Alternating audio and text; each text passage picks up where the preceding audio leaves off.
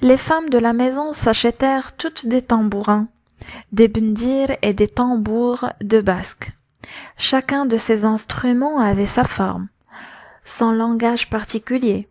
Il y en avait de longues en céramique bleue, la base garnie de parchemin, de ventrus en poterie quasi rustique, des simples cadres en bois circulaire tendus d'une peau de chèvre soigneusement épilée. Ma mère fit l'acquisition d'un de ces tambours au bendir et l'essaya, des coups graves et des coups secs combinés avec art parlèrent un dialecte rude, mélange de soleil et de vent de haute montagne. Encore 2 jours avant la Ashura, la grande journée où, de chaque terrasse l'après-midi, s'élèveront rythmes et chansons. Maintenant, chacune de nos voisines faisait ses gammes, jouait pour elle-même un air de danse. Accompagnée de fioritures, 2 mots murmurés à mi-voix, Zineb tapait comme une sourde sur un minuscule tambourin de pacotille. La veille, mon père m'avait offert une trompette très fruste en fer blanc bariolée de toutes les couleurs. J'en tirais de temps à autre un gémissement nassillard qui se terminait par un cri rauque de fauve en colère. Je comptais d'ailleurs sur d'autres jouets pour le jour même de la Ashura. Je désirais un tambour en terre cuite, en forme de sablier, et un hocher décoré de fleurs. Je me contentais pour le moment de ma trompette. Elle éclatait au milieu de tous les bruits de la maison comme un cri d'alarme, parfois comme un sanglot d'agonissant. Ma mère me pria de monter sur la terrasse, brère tout à mon aise.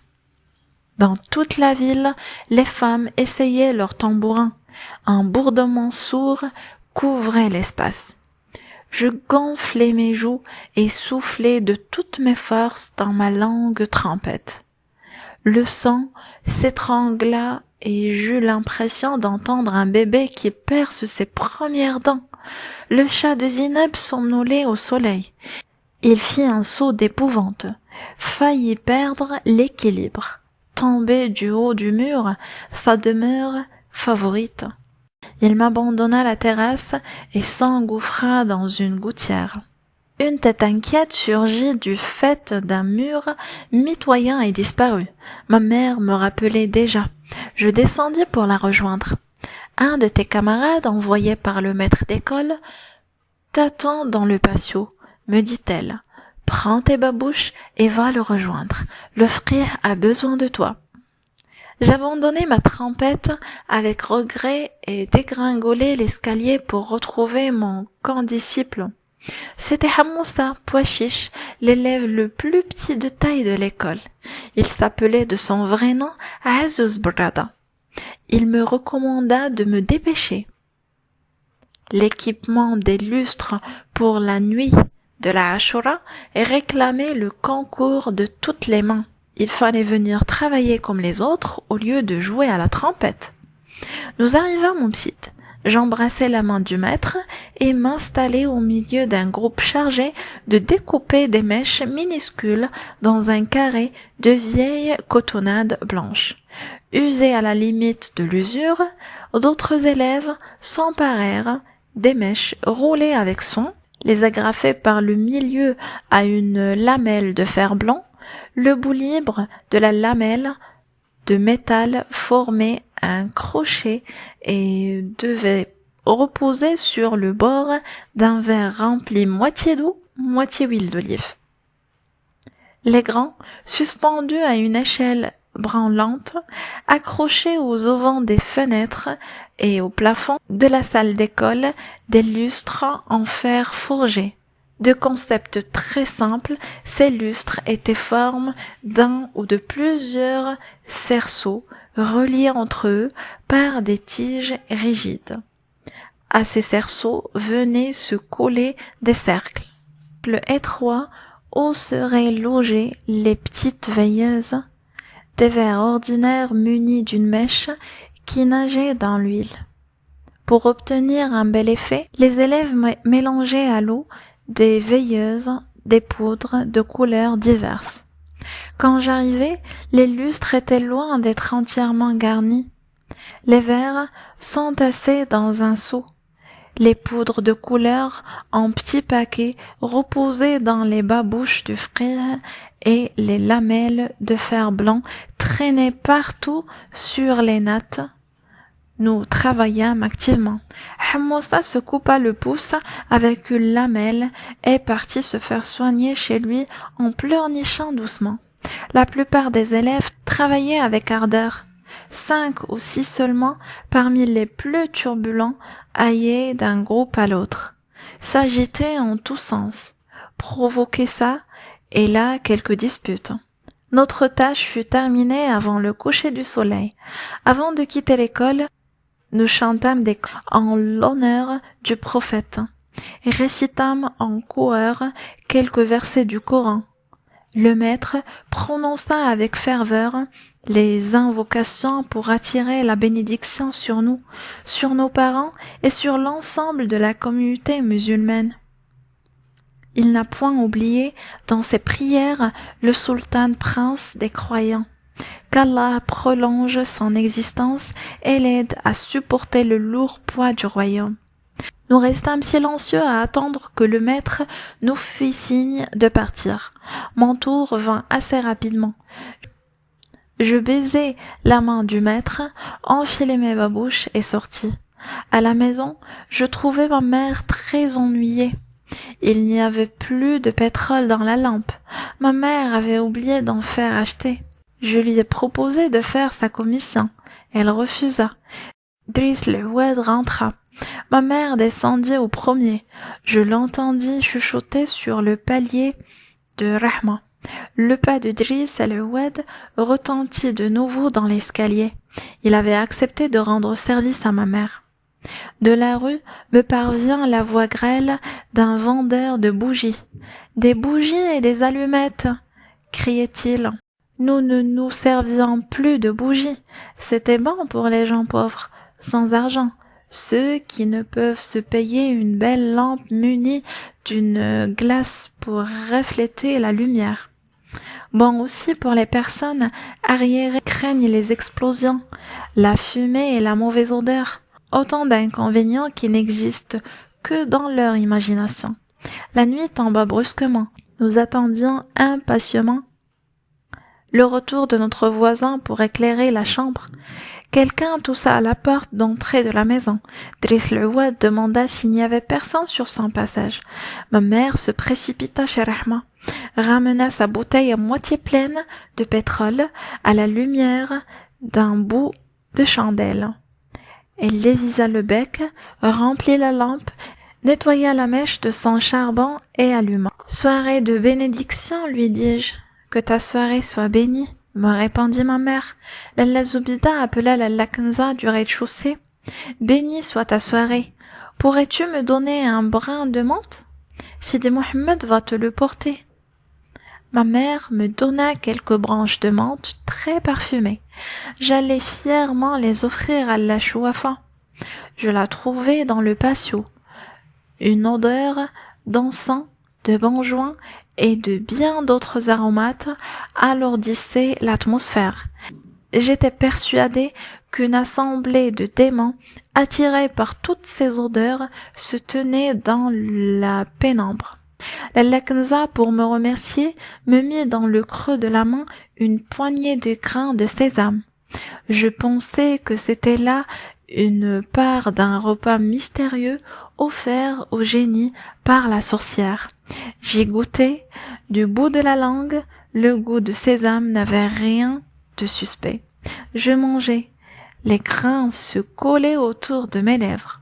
Et sur le bout de mon nez, ma langue balayait ce qu'elle pouvait atteindre. J'époussetai l'excédent avec les doigts. Il faisait noir dans l'escalier, mais l'obscurité ne m'effrayait guère. Le vide qui s'ouvrait devant moi n'était vide qu'en apparence. Des présences muettes s'écartaient pour me laisser passer.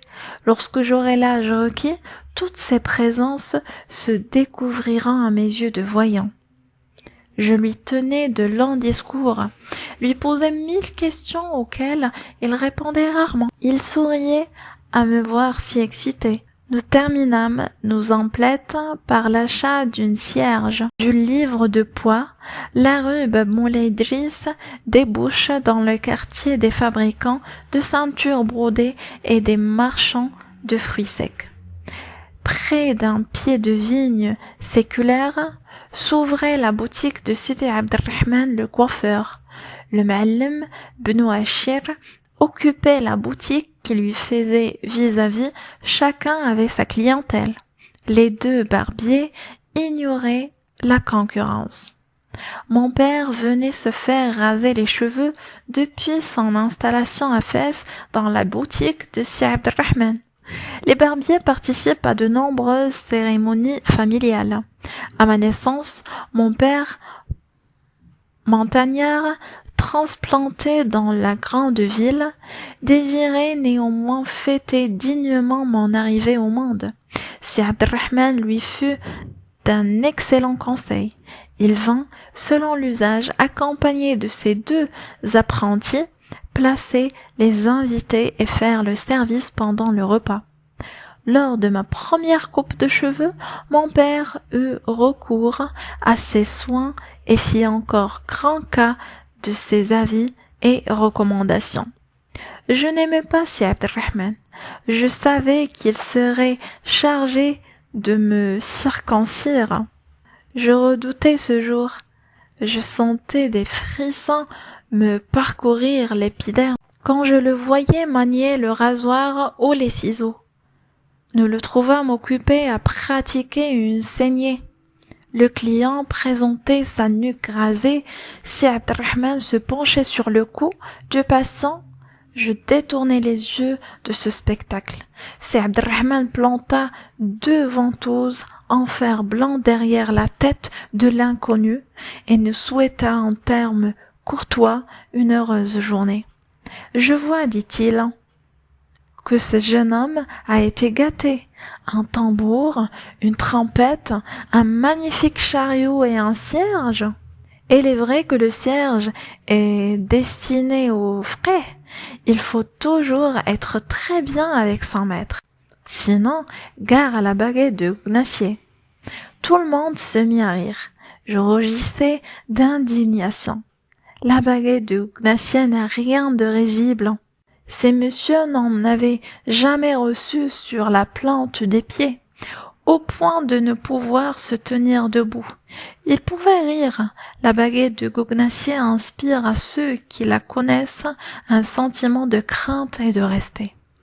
Un homme sec, avec une barbe de bouc et un turban monumental, souleva le rideau d'entrée. Il geignait tant qu'il pouvait. Pour tout salut, il se contenta de hocher la tête d'un mouvement affirmatif.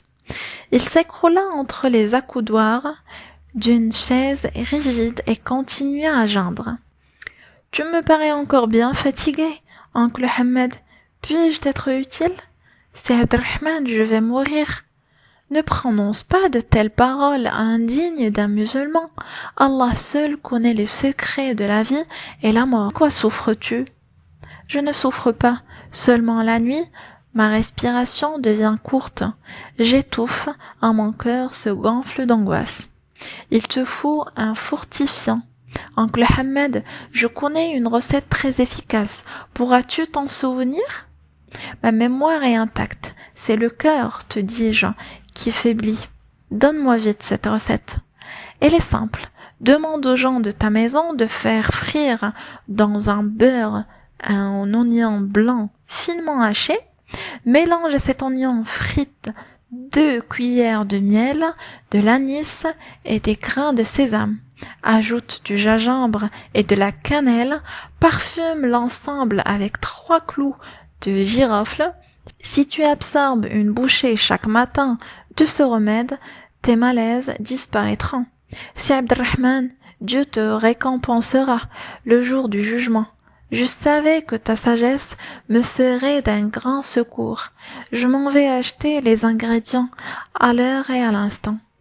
L'oncle Hamed soupira, s'agita, finit par s'extraire de son siège et partit, poussant de sourds gémissements.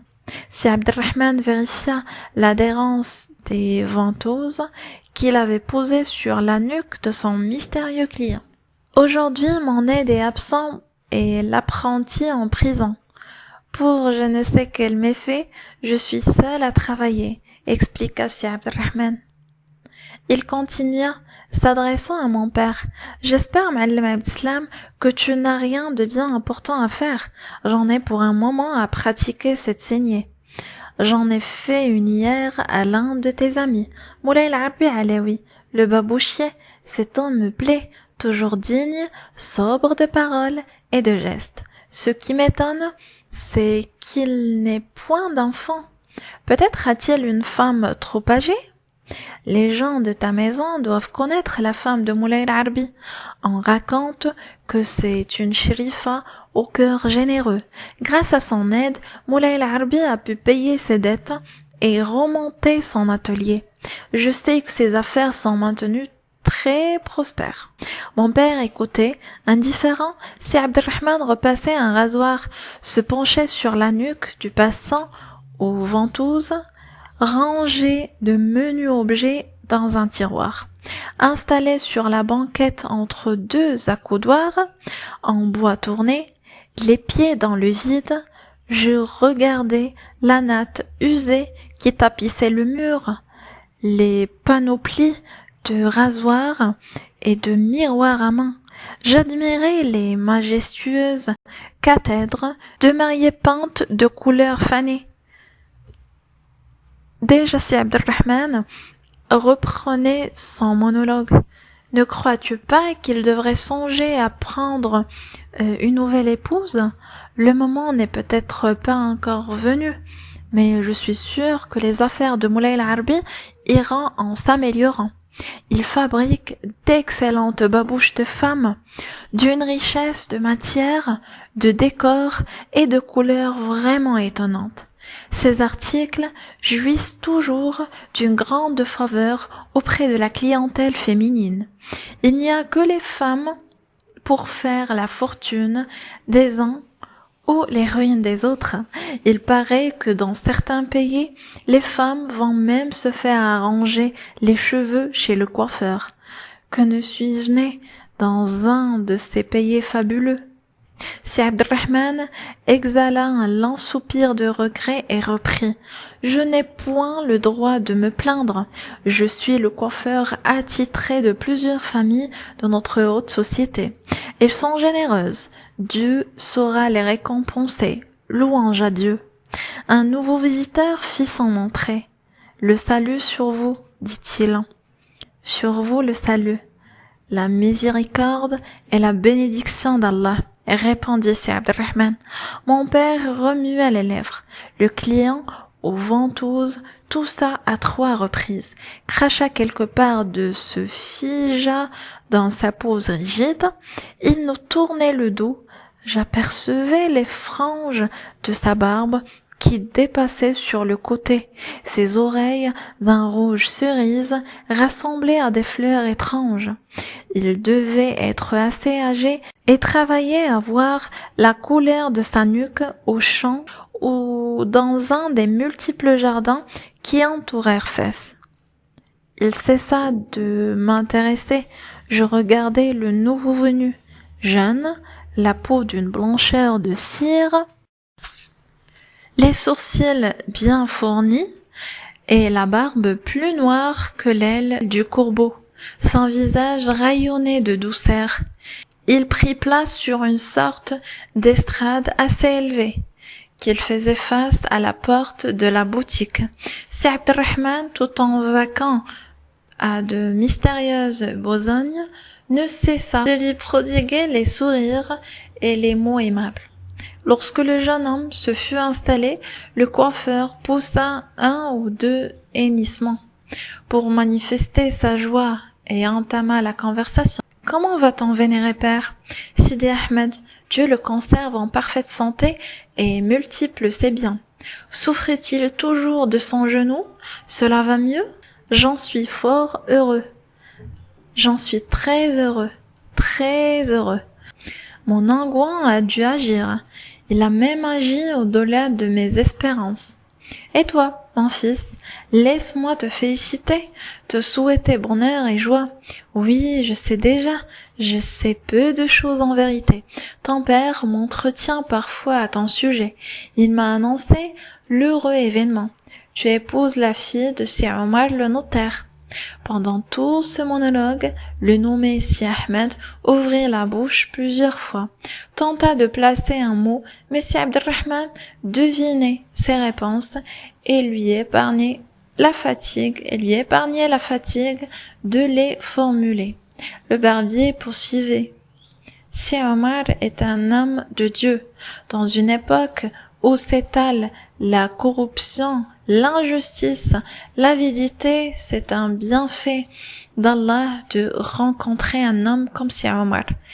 Ou comme ton vénéré père Haj Ali, il se tourna vers mon père pour le renseigner. Sidi Ahmed est le fils de Al-Hajj Ali Al-Amrani, marchand de thé du quartier Saga. Tu dois le connaître. Si, tu dois le connaître. Elle a fait 3 fois le pèlerinage au lieu saint. Par 3 fois, il toucha la pierre noire. Je prie Dieu de m'accorder la faveur d'être au paradis, le voisin d'un homme aussi pieux. Sidi Ahmed va épouser la fille de Si Omar le notaire. Si Omar possède outre la science, la sagesse et la courtoisie des biens matériels, Dieu augmentera sa fortune. Il s'adressa à Sidi Ahmed. Que deviennent tes études? Je t'ai connu bébé. Te voilà maintenant un savant. Je ne suis qu'un mendiant de la science, dit enfin Sidi Ahmed. Il plaça cette phrase par surprise. Si Abdelrahman suçait l'embouchure d'une de ses ventouses. Il ajouta, profitant toujours du silence forcé du barbier. Si Abdelrahman, tu en sais certainement plus long que moi sur mon mariage. Mes parents s'occupent de cette affaire. Je n'ai pas mon mot à dire. Depuis quand, repartit le coiffeur, les jeunes gens ont-ils leur mot à dire quand il s'agit de ces graves problèmes? Ils ont parfois de l'instruction, mais une instruction glanée dans les livres et sur les lèvres de leur maître. Il leur manque l'expérience des gens mûrs, des points de comparaison. La connaissance des hommes. Se marier ne consiste pas à passer de charmantes soirées avec une jeune et jolie femme. Se marier veut dire créer de nouveaux liens de parenté avec une autre famille, avoir de beaux enfants capables de vous venir en aide dans notre vieillesse. J'ai une fille en âge d'être mariée. Mon futur gendre sera un peu mon fils. Moi qui ai toujours désiré un fils. Si Abdelrahman retira les ventouses, alla les vider derrière un rideau. Sur la nuque du client paraissaient 2 boursouflures sanguinolentes. Le barbier s'empressa de les garnir de coton et vient vers moi. Je vais commencer par cet enfant qui doit s'ennuyer. Il préférait sans doute être dans la rue. Tout en m'enveloppant dans une large serviette, rayée rouge et jaune, il continuait en ces termes. Je le comprends, la rue, avec la foule et ses odeurs, la foule et ses appels, la foule et ses murmures, ses chants, ses lamentations, ses disputes et ses cris d'enfants, la rue avec ses places qu'embrageant la vigne et le platane, la rue qui rêve, qui chante, qui boude. Maintenant, il me souvenait la tête et le frotte du plat de ses 2 mains. Son regard était vague. Il reprit son hymne à la rue où tortine le petit âne gris, où vagabondent les chats efflanqués, où tourbillonnent les vols de moineaux, la rue que traverse dignement un couple de pigeons au plumage irisé. Cette rue avec ses cortèges de fêtes et ses cortèges d'enterrement réserve à ses amoureux ses sourires les plus tendres, les enveloppes d'une tiédeur de sein maternel. se part, pour eux, seul de couleurs délicates et de lumière rare. Tu es un poète, c'est Abdelrahman, s'écria Sidi Ahmed. Par Allah, je n'ai jamais rien lu d'aussi beau sur la rue. Comment puis-je être poète alors que je sais à peine lire et écrire? Non, j'aime simplement notre bonne ville de Fès. La rue pour moi est un perpétuel spectacle.